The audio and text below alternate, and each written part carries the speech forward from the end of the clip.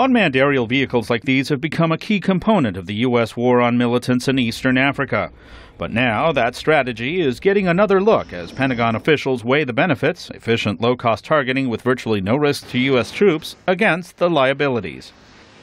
Public policy professor Audrey Kurth-Cronin at George Mason University says the overuse of drones, or UAVs, risks fueling anti-American sentiments among people in countries where they are being used.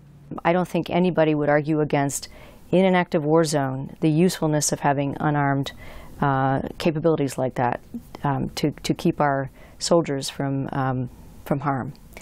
But the problem is that UAVs have been used very extensively in places that are not active war zones. And here is where I think there's a lot to worry about. The U.S. uses drones to keep an eye on militant groups like al-shabab, which gained renewed attention this week after the deadly attack on a shopping mall in Kenya. Governments across Africa see a benefit to the surveillance the drones provide, but are also watching public perception.